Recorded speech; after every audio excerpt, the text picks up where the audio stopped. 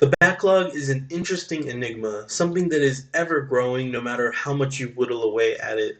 People make backlogs for a multitude of things, books to read, movies to watch, but you already know that today we're going to be specifically talking about the gaming backlog. Would it make you feel better to finish your gaming backlog? Is it worth it? Does finishing the list bring happiness? Do I feel better? Will you if you do this? 1 year ago, this video inspired me to start my own backlog and do my best to play through the games on it. I didn't make a spreadsheet like Daryl did, but I did use this app called Game Track that was really helpful in keeping track of things like the hours played, the start and finish dates, giving them ratings, and making a log itself. This isn't an ad for them, but if you don't want to make a spreadsheet, I recommend using this app. It's very akin to something like Letterboxd for you movie lovers.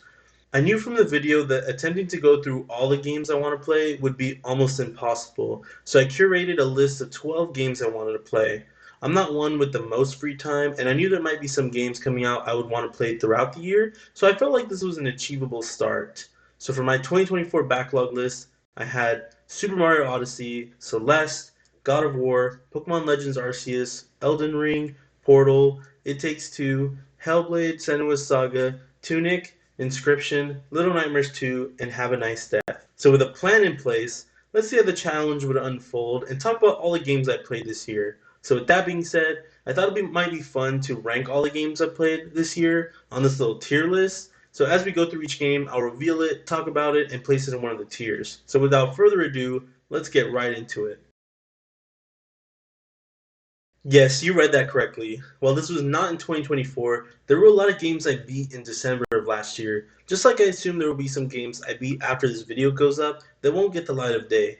So because of that, I thought it would only be fair to include the games I played when I began documenting the games I played. So therefore, here are my thoughts on what I beat in December of 2023. Starting with my 2023 Game of the Year.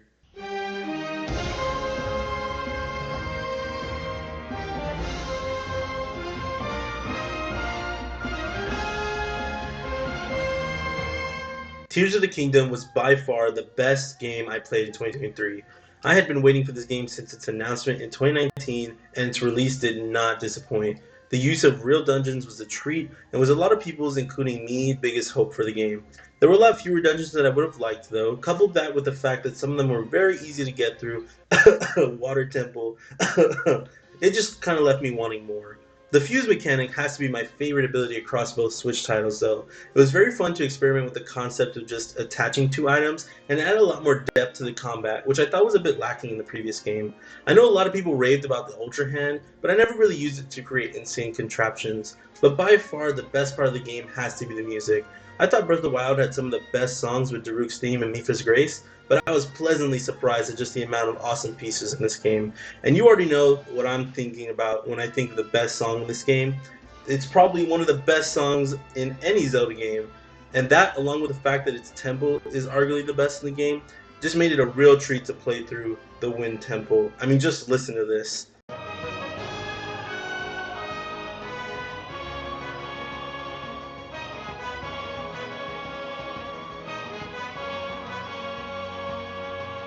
I definitely would have to put this game in the S tier, even if I griped with some things, and even though in my heart Breath of the Wild was still a better experience to me, this game made me realize why I play Zelda games and why it's my favorite franchise to date. The sense of adventure is just unmatched. Keeping with the Zelda theme, the next game I played this month was actually one of the classics in the series, Ocarina of Time.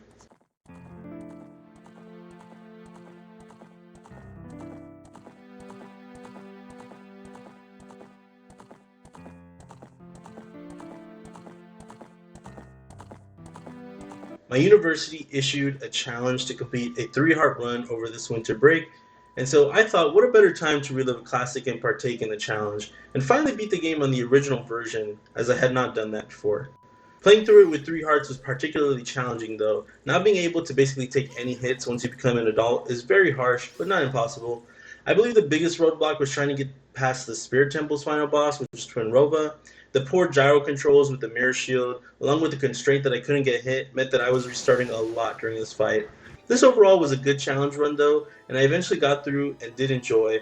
It also helped that a lot of people from my university were also attempting this alongside me. Overall, I would rate this game kind of average. I played this game to death, and although I still enjoy each playthrough about the same, I can't in good conscience rate it any higher than some of the games I played for the first time in 2024. So high B for OOT. The last game for our detour in 2023, wow, I have a lot of free time in December, was Super Mario Bros. Wonder. This game seemed like a nice change of pace for the 2D Mario genre and was a pleasant surprise as it was announced only a couple months prior. I picked up this game and was given many glimmers of Mario Bros. On the Wii with a fresh coat of new ideas to the Wonder Flower mechanic. Very fun idea, and the sheer craziness that some of these Wonder Flowers had really made the experience. I remember there was a level that turned it into a top-down version when you grab the Wonder Flower, and as a top-down game enthusiast, that had to be my favorite level.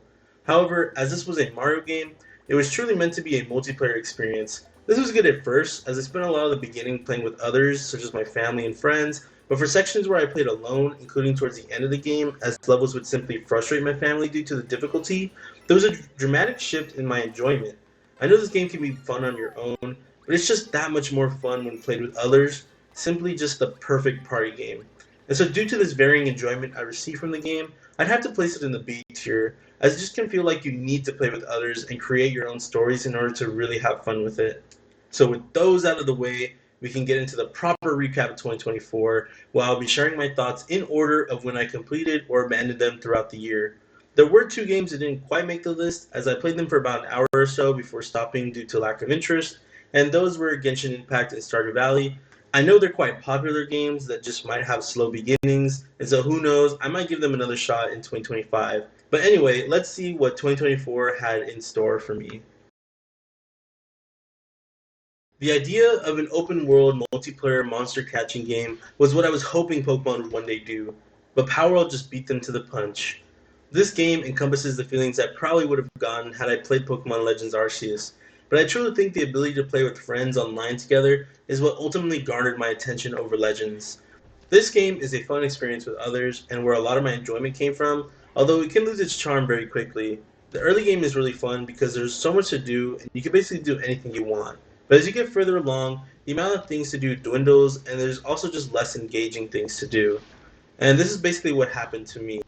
And honestly happens with most other sandbox survival games I play. It just gets way too grindy and achieving things takes way longer while being even less engaging. For example, Power World has a level up system where you unlock more things to build as you reach higher levels, but things you unlock to build require so many resources that it forces you to grind for resources, and that gameplay is just not as fun as catching pals or just building your base.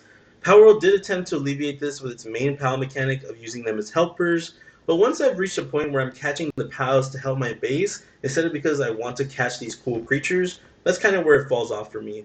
And so for all those reasons, it's kind of been the worst game I played this year, and for that, I have to put it in D tier. Now, for a complete 180, as the next game up is one of the best I played this year, it's Hellblade.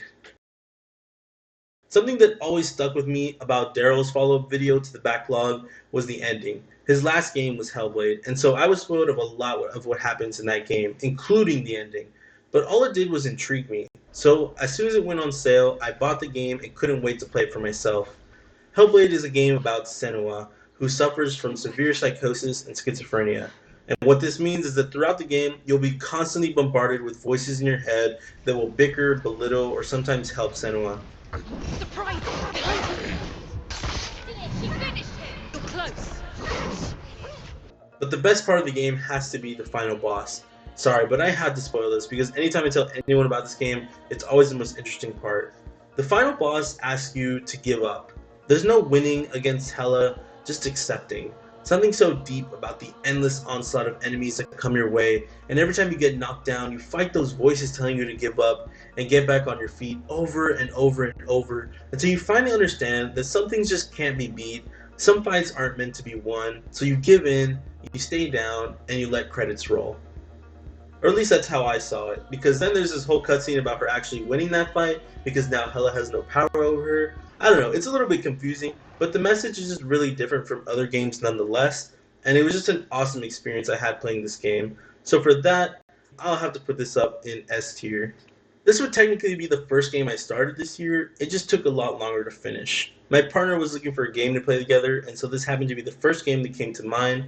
I have already played this game with an old roommate, where I played as the wife, so with a new playthrough, I thought it would be perfect as I could keep it fresh just by trying out the husband's role.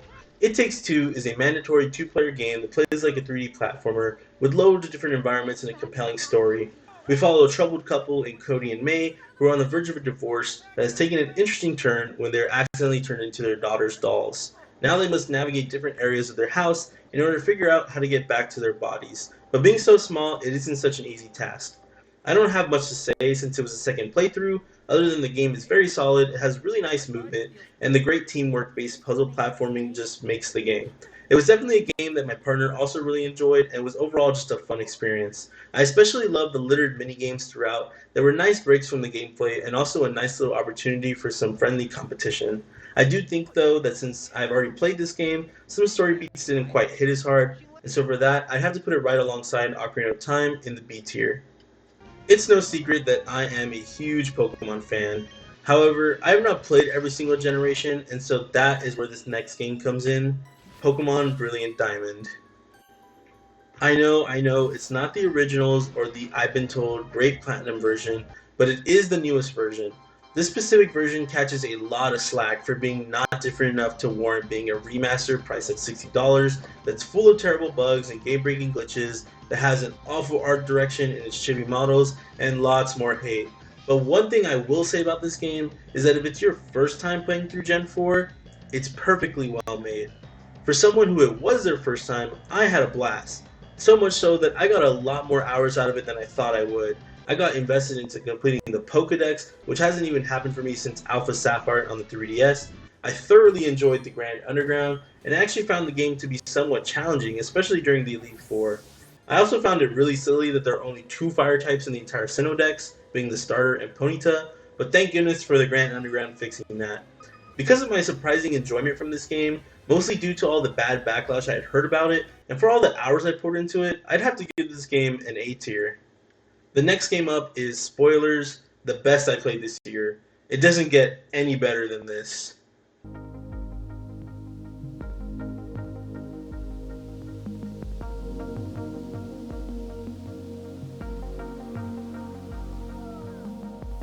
It's crazy to think I already feel nostalgic for a game I played 6 months ago, but that is what Tunic is trying to do in a way. It wants you to reminisce on the gaming sphere before the internet was such a large component. In Tunic, the only key you'll ever be missing is knowledge.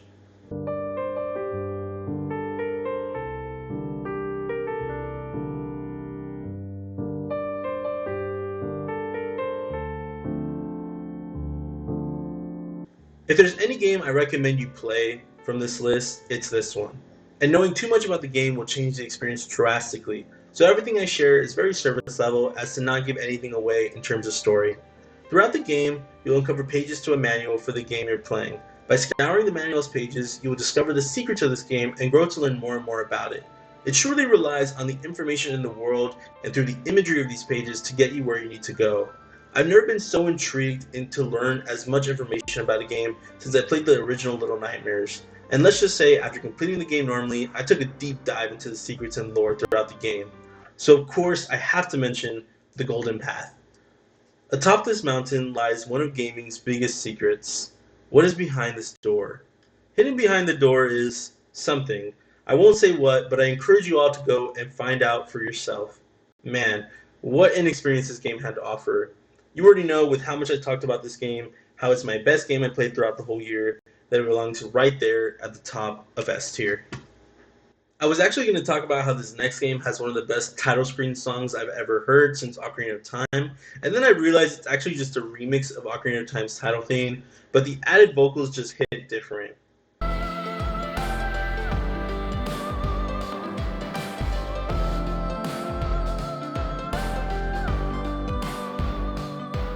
Cadence of Viral was my next summer game that I played through. Similar to some other games on this list, this was actually not my first time playing through the game, but I would be utilizing the co-op mode this time around. I did really enjoy the art direction of the game and characters throughout. Anytime Deku Scrubs make their return, I am a happy man. And fun fact, the Zoras in this game were actually my original inspiration for the first design of my character Bubbles in my own game. The multiplayer is pretty rough though. When a player dies, you have to reach a checkpoint in order to revive them, which means you either have a choice of exiting a dungeon or cave in order to keep playing together, or just carry on without them, leaving them to spectate. And both of them are not the best, as every time you exit an area and re-enter, the layout is randomized again, and the enemies all respawn. But the latter can really make some boss fights feel unfun for one of the players if they die early. This was a shorter experience for me, and the added notion of poor co-op mechanics didn't really sit well with me. In the end, I think I was hoping for a better second experience that did not come to fruition, and so I had to place this in C tier when compared to the other games I played this year. This is why you shouldn't spoil an entire game before playing through it. We're going to be talking about Inscription. Inscription is a game within a game within a game, or something like that. It's very meta in its design, and it's such a treat to play through for the first time. You will constantly think the game is one thing before it trips you up and does a complete 180. However, this is part of the charm. When you start the game, you're introduced to a simple card battler with some neat mechanics, but beneath that, if you progress through the story enough, you'll find talking cards, puzzles to solve, and simply a way out. I don't want to talk too much about the next phases, but basically this game has 4 acts, and each act, the style and rules for the simple card game will change. One problem though is, I already knew all that before popping this game in. That's right. Unfortunately, a couple years back when it first came out, I watched a streamer play through the entire game and was spoiled of all the secrets this game had to offer. Since I knew everything about the game, it was really hard to have those same story beats hit like they normally should. Boss fights all have these really fun mechanics that will make you feel shocked for the first time, like seeing your friends list become cards used against you. But I already knew that was going to happen, and so for games like this, it's always best to go in blind and experience it all for yourself. Since that didn't happen for me, my enjoyment was a bit limited, and so I think I have to give this game a C tier as well, but I would still recommend you play this game as much as any game in the A tier if you're unspoiled. Becoming a semi-pro in Mario Kart 8 Deluxe was not on my 2024 bingo card, but it was still a pretty cool thing that happened. I would start getting really into Mario Kart during the summer. I started using the Meta Kart combo, I started practicing maps and playing online, I did research from YouTubers like Shortcut to improve my item usage and shortcut knowledge, and I started actively seeking tournaments in my area. I think I went to about a half dozen or so in the span of a couple of months, and I won about half of them, with the best thing I won being $100. It was very fun to compete, as I'm a very competitively driven person. But my career would be quite short, as once September rolled around, it became harder and harder to find tournaments in my area, so I kind of stopped practicing, and now it's hard to find stuff going on. I will still play the game for fun and absolutely dominate any of my friends, but it was a nice little phase to go through. If tournaments ever do pick up again, I could definitely see myself getting back into it. But overall, this game was more about the why I was playing it rather than what I was playing. It's still a really solid party game that I play with my friends and family. We kind of ended on a sour note, and so I can't really place it any higher than B tier. The next game up came out of nowhere, and it was mostly a distraction for me while I worked a desk job during the summer. It's not technically an official game, not even on my GameTrack app, but it's available online to play for free, and I'm of course talking about Poke Rogue. In this game, you go through randomized runs doing battle after battle against trainers, wild Pokemon, gym leaders, rivals, and all the main suspects of a Pokemon game. There's also this whole gacha system in place where you can collect egg vouchers that can be exchanged for different eggs that hatch into Pokemon with hidden moves, legendaries, or even shinies. This game has a lot of different modes like endless, mono-type runs, and even a fusion mode. Also, did I mention every single Pokemon up to date is available in this game in sprite format? It's really a dream come true for what I wish the Pokemon Company would do. Overall, I was really satisfied with the difficulty of this game, as some matchups can get pretty hard and ruin your run if you don't have good type coverage, but the final boss is a bit lackluster, as it can be completely walled by any Steel Fairy type, so I hope that in the future they maybe randomize it between a few different bosses. And of course, because of the heavy RNG, that also affects my rating for this game, but it was still a nice summer distraction, and I guess for that, I'll put it in the B tier. The original Little Nightmares was incredible. The 3D puzzle platformer genre keeps bringing out amazing games, so when I heard the announcement of a Little Nightmares 3 coming out in 2025, I knew I had to get through the second one this year. Little Nightmares 2 has you playing as Mono, as he seeks to help a young girl who, spoiler alert, is 6, who we played as in the first game. So yeah, this is a prequel and I'm all for it. Having a partner character throughout really expands the puzzle elements of the game. It was a nice new step for the series to take. I think Six's character arc over the game is really interesting as well, and even sometimes creepy to watch. She really goes from a scared girl that runs away to taking revenge on them bullies, and then to the ending. In the ending, you both run to escape the tower before it eats them up, but alas, Mono doesn't make it. Whether that's because 6 couldn't hold on or because she purposely let go, I wasn't expecting my jaw to drop as bad as it did in the DLC of Little Nightmares 1. If you know, you know. This game had me watching video after video on the theories for just about everything, and I truly cannot wait for the next in the series. It was a short but sweet game, and for that I would be putting it up in the A tier, as it was just as good as the first. If you ask me what are the 10 most impactful games in my life, this next one would have to make the list. As you can probably guess, I wouldn't be playing this for the first time, but instead playing it for the first time on PC. Black Ops 3 Zombies was peak zombies in my opinion. The game with the most maps to play through expanded only further due to the use of custom maps, of which I would experience for the first time. It's also got a lot of nostalgia from me personally, as it was my first zombies I got really invested into. This was really just a 2 week craving of wanting to play zombies that I had, but I wanted to include it because I ended up playing it a lot longer than Little Nightmares. And I had a fun time with this game too, doing spawn room challenges with my cousin, trying to beat the Easter eggs again, which I failed multiple times at, and just kind of messing around and chatting while playing. It's truly a game you can just all aim no brain, and for that I enjoyed it, but I can't rank it very highly as I played this game to death and it was very shortly lived, so I can at least put it in C tier. Here's another AAA game, and it won't be the last, but Valorant was an interesting game to play this year, to say the least. I have played it previously, and similar to Black Ops 3, its inclusion in this list is more out of necessity for how long I played it. Valorant is a hero shooter, but one that's very slower paced than I'm used to. Plays are methodical and require a lot of knowledge in order to pull off, with which I simply just don't have because I've never felt that invested to learn the mechanics on a more technical level. I have played this game purely casually with friends as it's their preferred game, and it can be quite fun to play with others, as it means they can't flame me for just running and gunning, at least as much. We also get to have some great memories from playing with silly little challenges, like running all shotguns for a game, or trying to get only melee kills, or even just farming my Gecko ult since he's my main. Overall, it was a fun game that I really had no other place to put it on this list, and I'm very on and off with it, since I only really play it with my friends. So for those reasons, I can't in good conscience place it any higher than C tier.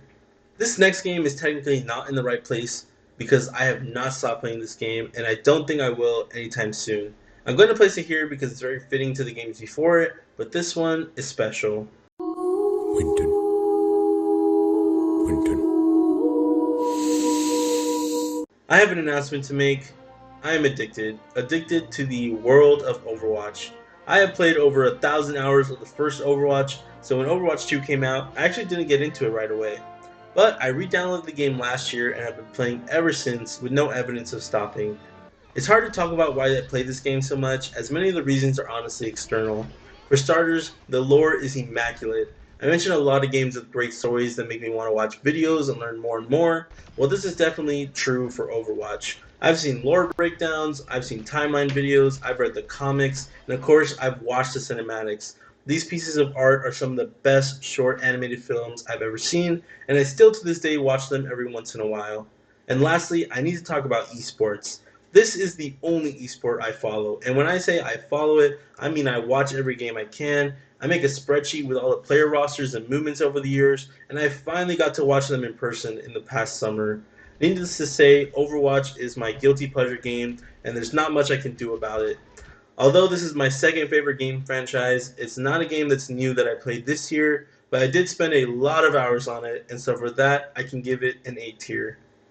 If I had a nickel for every Zelda game I played this year, I'd have 3 nickels, which isn't a lot, but it's crazy that I played through 3, and technically 5 if you count last December. But nonetheless, our next game has to be my favorite 2D Zelda. Sorry, Link Between Worlds, but it's Link's Awakening. The gorgeous art style and chibi models are what I wish Brilliant Diamond looked like, and the story is just so good for a 2D Zelda game. I have a different perspective when playing this game, as Link is not the hero of this journey to me. It really is the only game where the people are trying to help him so that he can save himself from being on this island. I got that idea from this video I watched by Rasputin, which will also be in the description, and it's a great watch if you want your mind shattered on the story of this game. Back to the game though. A lot of the first half is pretty easy, and it lends to a pretty quick runtime, but the rest of the game can be summed up to have really great dungeons and just awesome characters to interact with.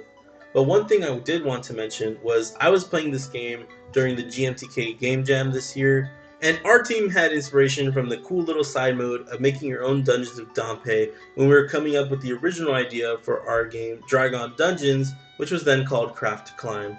So because of that, this game also holds a special place in my heart for that as well.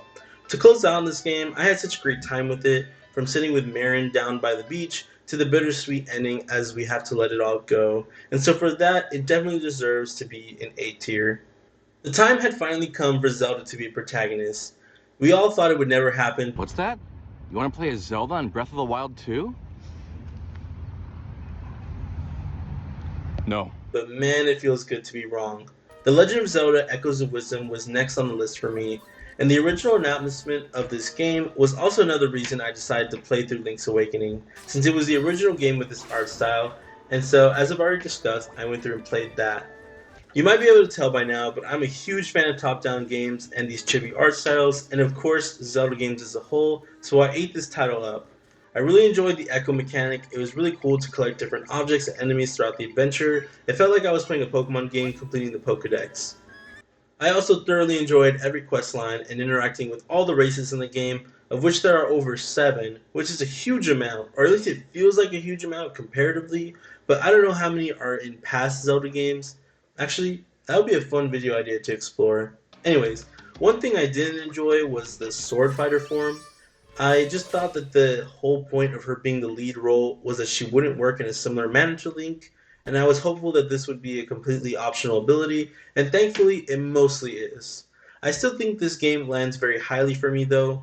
This was one of the best experiences I had this year with the game, and it truly was my game of the year frontrunner, and so for that I'm completely fine with putting it up in S tier. Some of you may remember that I was introduced to a game that played similarly to the game I've been working on, as stated by a friend. So when I told them I would look into the game, I had no idea I was about to stumble upon the best roguelike I have ever played.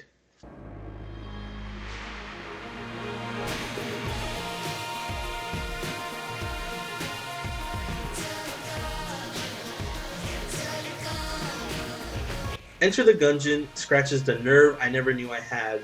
This roguelike twin shooter has you exploring 5 floors of procedurally generated levels littered with enemies, bosses, and guns, asking you to make it all the way to the end. When I finally got it on my Switch, I booted it up and started my first run, and then my second run, and then my third, and before I knew it, I was locked in doing runs, trying to get further and further with every attempt. I found myself understanding attack patterns and the best way to handle them. I found myself having the wiki pulled open just to look at what items did because I wanted to make sure I had good setups every run. I found myself looking up the secrets of the game to uncover what else this seemingly small game had to offer.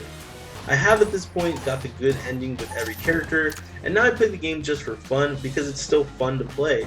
It's easily a game I could see myself still messing around with in 2025. I wish I could put it in S tier, but there are just some frustrations that come with playing a game that relies a lot on RNG, and so for that, I think I'll put it in A tier, but definitely the top of A tier. Last but not least, we've got the game I just finished while writing the script, Isles of Sea and Sky. I originally heard about this game from another of my favorite YouTubers, Mark Brown, with Game Maker's Toolkit, in one of his videos of Weekender. He gave a very lengthy pitch for the game, and it will be linked in the description if you need further convincing. This game is a simple puzzle game where you push blocks at its most fundamental level. However, there's way more here than initially meets the eye. Every island is home to a new mechanic to push the puzzle solving capabilities of a simple block pusher into more complex puzzles. While playing the game, it felt very much like I was playing through a Zelda game, with way more complicated puzzles, as they could require just my mind, just the island item, just the god's special block, or some combination of the three to solve, creating way more depth into these puzzles. I also really like that you never were required to beat every puzzle, as you only need to solve about half the gemstone puzzles in order to beat each main island, meaning any puzzles you think are too difficult can just be skipped most of the time. But I will say the biggest and only gripe I have with this game is it's often way too hard to tell if I can't solve a puzzle due to my own ignorance or due to lacking an ability or item. Overall, this game was truly a hidden gem for me this year and was an awesome game to end the year on. The fact that this game was made by just 2 people was very inspiring for me as well as I work on my own game. It instilled hope that I may too be able to make a game that others will feel good playing just as I felt playing this one. So to end it off, I have to give this game an A tier. And that's a wrap on 2024. Overall, I played 17 different games throughout the year, with another 3 in December of last year. So, of the 20 games, I beat 15 of them, and the other 5 just technically didn't have an ending, or I kind of just abandoned them. So, for those 17 games, though, I played a total of 727 hours, with Overwatch 2 accounting for over one third of that time at 260 hours. The next 2 games in my top 3 were Pokemon Brilliant Diamond, just over the 100-hour mark, and Mario Kart 8 Deluxe at 75 hours. The 2 games at the bottom of my playtime were Cadence of Hyrule and Little Nightmares 2, with both of them being about 6 hours due to them just being shorter games. As for what the future holds, I do plan on conducting this process again, potentially with a sheet this time or doc, just to store the notes on the games I play, as it was a little hard to remember games I played early on and also gather footage for them. But with a new year comes a new backlog list. I've gone through the process and made a new short list of 12 games that I would like to play through in 2025. I also made a longer list of games that I want to play, and that one's at almost 50, but I won't pay too much attention to it as these are the 12 big ones that I want to play. And they are Crosscode, Celeste, Elden Ring, Hollow Knight, Pokemon Legends Arceus, Hellblade 2, Unsighted, Baba Is You, Death's Door, God of War, Super Mario Odyssey, and Have a Nice Death. And I've already started on one of these games, so rest assured, I just can't wait to jump into them. As for what game I've already started,